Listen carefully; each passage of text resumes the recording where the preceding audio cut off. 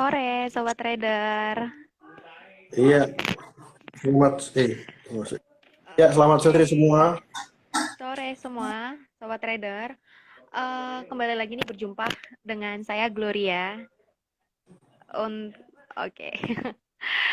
Hari ini kita kembali lagi nih ditemenin sama Pak Lukman ya selaku research analisis kita dari GK Invest mau membahas topik-topik terkini ya Pak Lukman ya. Ya, mungkin yang mendekati akhir tahun Oke, ini ya. betul betul betul. Sebelum lanjut nih Pak, kita ngobrolin tentang pasar. Glory mau tahu dulu nih, Pak Lukman gimana kabarnya? Udah beberapa hari nih nggak ketemu Glory nih Pak. Iya, kalau kabarnya sih baik-baik saja. Sehat Iya, ini ya. beberapa kali kita tidak live bersama, tapi mungkin kali ini kita bisa bareng lagi di kesempatan sore ini. Kita Oke. Oh iya, coba Sobat Trader review kita kondisi market. betul. Untuk market talk kita di hari ini cukup menarik nih ya Pak ya. Jadi untuk yang pertama, Glory mau bahas nih Pak tentang kondisi pasar akhir pekan lalu ya Pak Lukman ya. Iya, Mungkin kita mulai dari Wall Street kali ya Pak. Di mana hmm, kondisi bursa S&P 500 ya Pak ya. Ini kan melejit ya Pak Lukman. Nah, ini mendorong kenaikan melejitnya bursa saham Amerika. Kenapa nih Pak Lukman? ya kalau kita lihat hasil perdagangan minggu lalu ya, kita melihat bagaimana bursa saham Amerika ini mampu melejit cukup tajam setelah terkonfirmasi oleh data CPI Amerika Serikat. Jadi kita lihat bagaimana indeks S&P 500 ini mampu mencatat penutupannya dalam posisi yang paling tertinggi sepanjang masa. Artinya sejak pertama kali indeks tersebut dilahirkan, dia memecahkan harga puncaknya, ya, harga langitnya. Nah, ini pertama didorong oleh keyakinan pelaku pasar bahwa kondisi ekonomi Amerika Serikat berkembang cukup masif, di mana mereka cukup confidence bahwa tingginya harga-harga barang saat ini itu akan memberikan potensi keuntungan yang baik bagi para emiten. Ini yang membuat bursa naik cukup tajam. Nah, di sini yang perlu digarisbawahi adalah tingginya harga-harga barang saat ini. Nah, tingginya harga barang saat ini dipengaruhi oleh beberapa hal. Salah satunya adalah krisis pasokan yang masih terjadi di Amerika Serikat dan bahkan di dunia terkait dengan naiknya harga minyak satu sisi, ya kan? Terus kedua adalah sejumlah pembatasan yang membuat perpindahan barang itu menjadi terganggu. Nah, ini yang membuat harga barang-barang di Amerika Serikat ini mengalami kenaikan. Bahkan harga sembako di Amerika Serikat itu berada pada posisi yang kurang lebih tertinggi sejak 39 tahun terakhir ini ya. Mungkin sejak tahun 1982.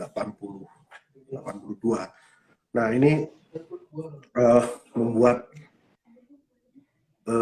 indeks saham Amerika Serikat mengalami kenaikan satu sisi seperti itu. Terus yang kedua adalah kondisi lapangan tenaga kerja yang cukup membaik di Amerika Serikat. Ini menjadi sumber keyakinan bahwa sekali lagi pasar cukup confidence ekonomi Amerika Serikat akan lekas membaik. Nah, ini yang membuat Oke, oke. Berarti bursa memang menguat. Ya, gimana Glo? nggak apa-apa, lanjut aja Pak. Ya, ya kita bisa lihat hasilnya sih cukup signifikan ya. Seperti Dow Jones sendiri juga ikut naik sebesar 200 lebih 216% tepatnya. Terus kemudian indeks S&P naik 44% di level 4.712.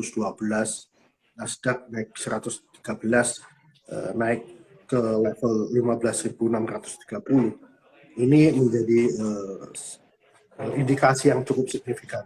Nah, khusus Nasdaq ini sektornya memang cukup yang didominasi oleh saham-saham teknologi, mereka juga memberikan kenaikan yang cukup signifikan. Nah, ini membuat pasar semakin optimis bahwa ekonomi akan membaik seperti itu. Oke, oke. Kalau untuk tadi kan kita udah bahas untuk bursa Amerika ya Pak ya. Terus kalau untuk pasar uang nih Pak, karena kan untuk trader kita di GK Invest kan banyak banget nih yang fokus tradingnya kan di pasar uang ya Pak. Nah kalau Ya, untuk keadaan pasar uang gimana Pak Lukman? ya.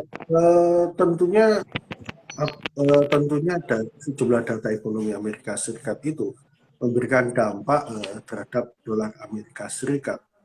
Seperti kita lihat bahwa dolar Amerika Serikat akhirnya berbalik arah ya, berbalik arah turun setelah indeks harga konsumen itu menunjukkan angka kenaikan yang cukup signifikan dalam 39 tahun terakhir ini. Tapi berbaliknya dolar ini lebih banyak didukung oleh aksi ambil untung. Artinya sejumlah pelaku pasar sebelumnya mereka mengambil posisi beli, maka mereka melihat bahwa peluang saat ini mereka mungkin tidak terlalu cukup yakin atau untuk menghela nafas dulu ya. Jadi akhirnya mereka membutuhkan keuntungan sementara. Nah, tapi setidaknya mereka sebenarnya cukup optimis bahwa data-data ekonomi Amerika Serikat ini akan semakin memberikan beban terhadap Bank Sentral Amerika Serikat terkait dengan kebijakan suku bunganya. Jadi tak heran bila pasar mencoba untuk mengantisipasi, bisa jadi Bank Sentral Amerika Serikat akan mempercepat kenaikan suku bunganya. Jadi sejauh ini diperkirakan pada kuartal ketiga. Namun apakah di kuartal ketiga, di ujung kuartal ketiga, atau di awal kuartal ketiga, yang berarti dia ada di posisi sekitar pertengahan tahun. Nah, keyakinan sebagian besar pelaku pasar adalah suku bunga Bank Amerika Serikat bisa saja naik antara Juni atau Juli tahun depan. Nah, ini menjadi sesuatu yang meyakinkan bahwa dolar pun pada satu semester ke depan itu punya pijakan yang cukup menjanjikan bahwa dia akan naik. Jadi momentum saat ini ketika terjadi di mana bursa saham mampu melejit cukup tinggi dimanfaatkan oleh pelaku pasar untuk melepas dolar. Nah, ini yang membuat pada perdagangan di akhir pekan kemarin kita lihat dolar mengalami koreksi secara teknis karena aksi jual tersebut. Nah, dampaknya apa? Dampaknya adalah sejumlah mata uang yang utama yang melawan dolar otomatis akan mengalami kenaikan. Seperti pound sterling misalnya, dia mampu naik, ya, dia mampu naik sampai ke level 1,32 ya, dan berpeluang ke 1,34 seperti itu. Nah, khusus untuk euro, walaupun ada tren kenaikannya dalam jangka pendek, namun juga ada tekanan secara internal dari kebijakan yang akan ECB lakukan. Jadi ada perkiraan bahwa dia akan mengekor kebijakan Amerika Serikat soal pengurangan tapering. Ini yang akan menjadi beban daripada euro. Nah, jadi untuk perdagangan mata uang kurang lebih ada beberapa hal yang perlu diperhatikan oleh pelaku pasar seperti itu. Nah, yang hal yang lain yang perlu diperhatikan bagi para pelaku pasar adalah suku bunga obligasi Amerika Serikat. Ini kita melihat bagaimana data CPI kemarin memberikan sedikit tekanan terhadap yield daripada obligasi Amerika Serikat. Nah, nanti ini akan berdampak pada perdagangan di komoditi, kayak gitu. Oke, oke. Nah, untuk apakah risk appetite-nya ini, Pak, ini berdampak nggak, Pak, buat harga komoditas gitu? Ya, Contoh untuk komoditas seperti yang ini kan saya di sini kan singgung bahwa di GK ada emas dan minyak ya, ya, Pak ya. Apakah itu berdampak, Pak Lukman?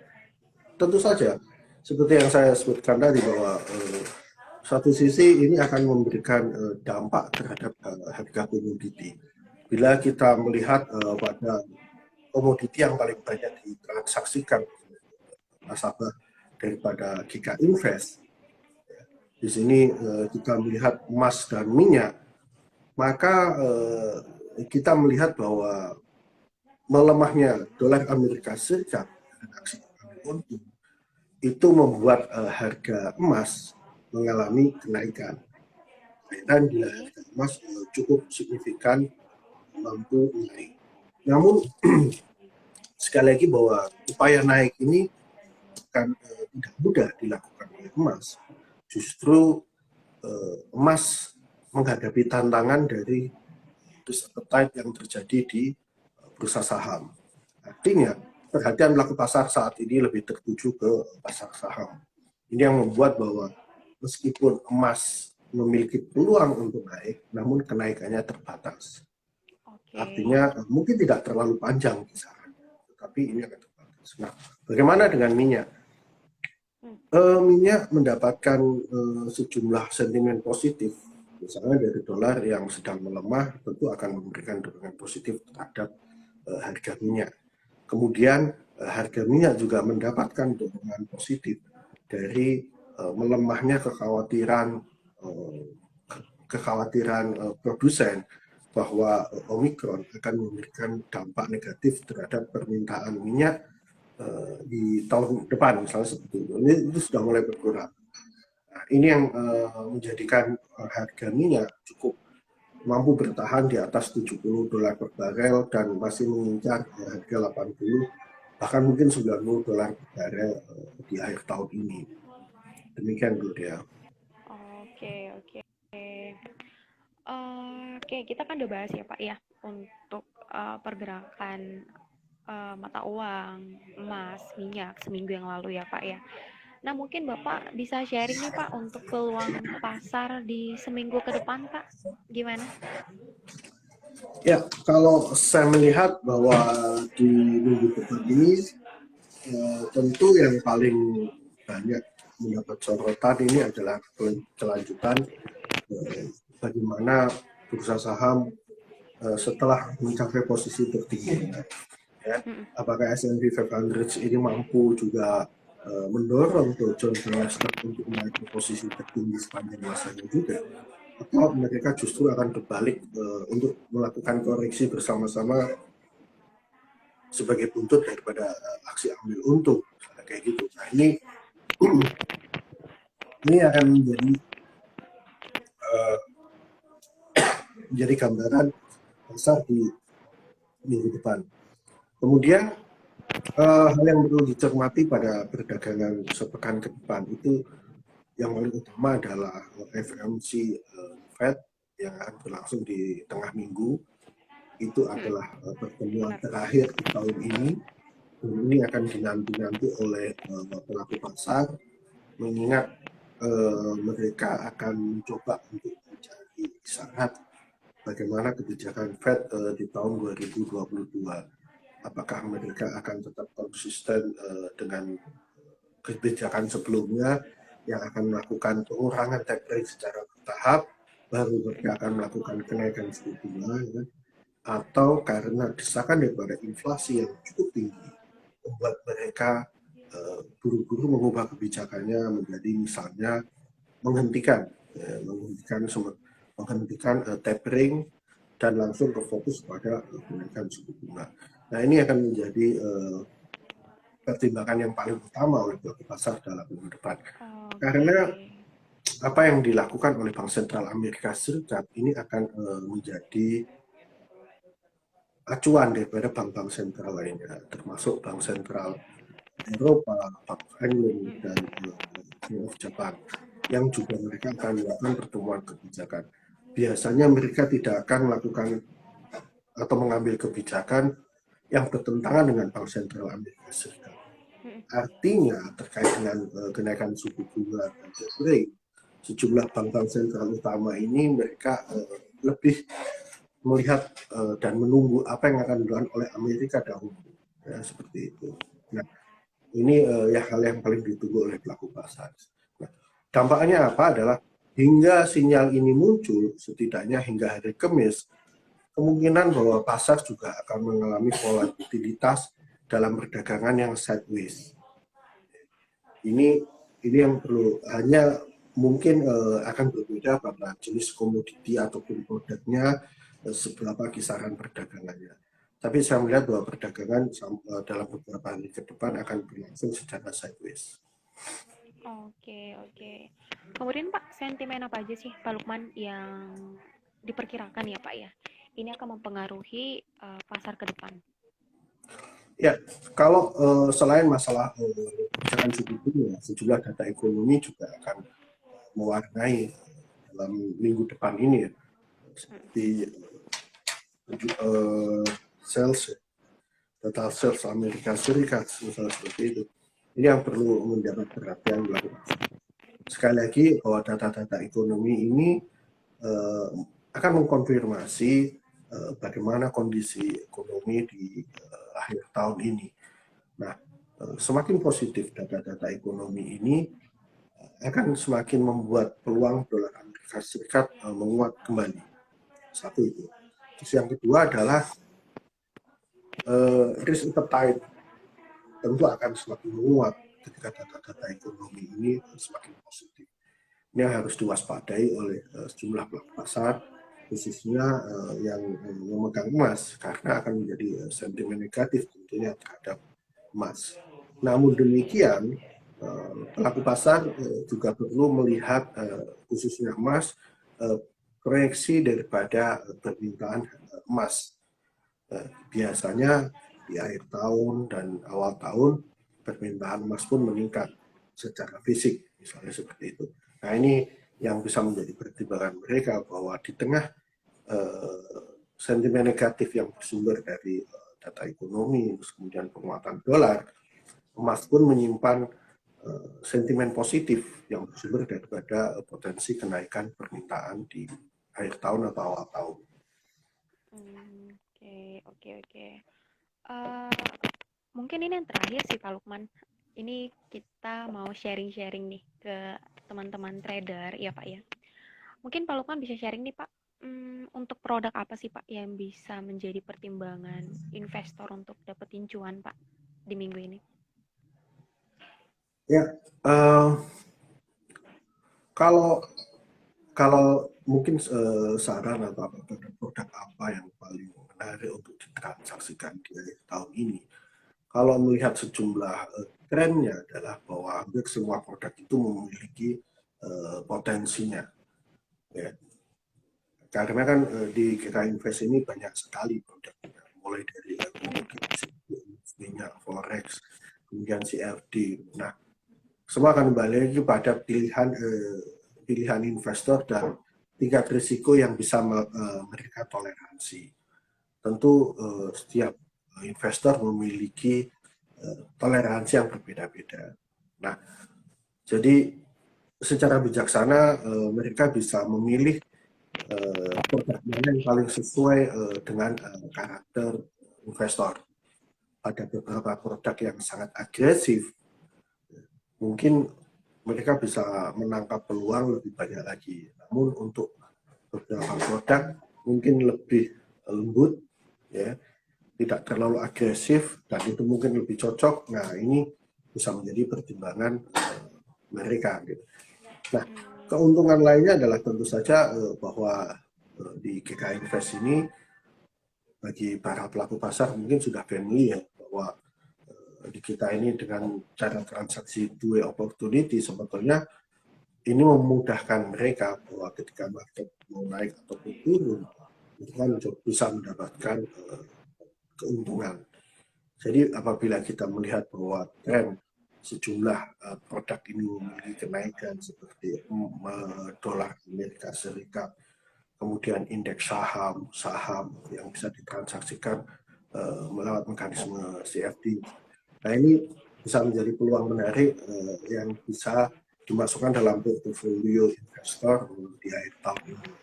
Kemudian minyak pun juga memiliki potensi kenaikannya, seperti kita ketahui sejumlah bank sentral, sejumlah bank besar itu masih melihat bahwa harga minyak itu di tahun akan datang itu bisa 2 kali lipat mungkin harganya daripada hari. Nah, ini mungkin bisa menjadi pilihan investor buat mereka yang ingin berinvestasi namun tidak terlalu agresif. Mereka melihat ke jangka waktu yang lebih lama. Setidaknya kita ketahui bahwa krisis minyak ini masih akan berlangsung sampai beberapa bulan dan tahun ke depan. Nah, ini yang menjadi peluang yang mestinya tidak istilahnya jangan sampai dilewatkan. Bahwa setiap penurunan harga minyak itu justru menjadi peluang untuk melakukan pembelian atau mengakumulasi pembelian. Nah, sementara untuk emas, tentu saja bahwa emas dalam jangka pendek ini ada peluang untuk terkoreksi terkait dengan sejumlah rencana bank sentral tersebut. Namun kalau melihat bahwa inflasi itu di satu sisi juga menimbulkan ancaman terhadap ekonomi global, maka bahwa emas akan menunjukkan kembali lagi posisinya sebagai aset hedging yang digunakan untuk melawan inflasi, maka emas juga bisa menjadi pilihan. Nah, sekarang hanya berapa waktu yang istilahnya waktu untuk melakukan investasi itu, nah, itu kembali lagi ke masing-masing investor. Demikian dulu. Oke. Mungkin ini pertanyaan closing kali ya Pak ya Hmm, dari Sobat Trader. ya, Tadi Gloria ada lihat ada yang nanya nih. Sebentar. ya.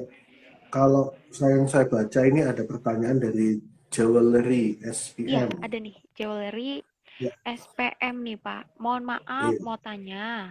Kalau trading di GKN Fest itu trading manual atau robot ya? Oke. Pak Lukman mungkin bisa sharing nih Pak ke Sobat Trader. Untuk Ya, trading di GKN Fest itu manual atau robot ya? sebagai kalau di DKI Invest sendiri ya, DKI Invest itu kita orang lain mungkin menyebutnya sebagai transaksi secara manual. Mm-mm. Manual itu definisinya mungkin beda. Itu memang ya DKI Invest itu kita mentransaksikan secara manual. Jadi investor trader ya harus mengklik misalnya seperti itu. Namun demikian dengan IE yang kita miliki yang disebut dengan MT5, MT5 itu juga memungkinkan bahwa pada platform MetaTrader nasabah itu bisa ditanamkan robot. Sekali lagi bahwa robot itu mungkin memungkinkan untuk ditanamkan di namun sekali lagi jika invest tidak menyediakan transaksikan untuk kita kalau investor pilih sendiri dan Oke, oke. Eh, Jawalri udah kejawab ya berarti ya pertanyaannya. Kalau untuk di GK Invest sendiri, kita transaksinya di sini manual ya teman-teman. Cuman kalau misalnya pengen tanamin robot bisa kita melalui MT4, MT5 booster ya, kayak gitu. kita Oke, MT5 mungkin kita MT4 ya. MT5. Oke. Iya, kita udah MT5. Oke. Bener banget udah upgrade ya dari MT4 ke MT5. Oke, mungkin sampai di sini dulu kali ya Pak ya untuk bincang-bincang kita di Market Talk sesi hari ini. Iya, Uh, Thank you nih buat Pak Lukman yang udah mau nemenin Glory untuk bincang-bincangnya ya. Dan Sobat Trader ya, demikian pembicaraan saya dengan Pan ya. Semoga hasil dari Market Talk kita hari ini bermanfaat dan menjadi insight juga ya buat teman-teman pengen transaksi apa ya di minggu ini bisa dijadiin insight-nya juga dan jangan lupa untuk like subscribe agar tidak ketinggalan informasi. Saya Gloria iya. dan Pak Lukman, salam trader. Salam.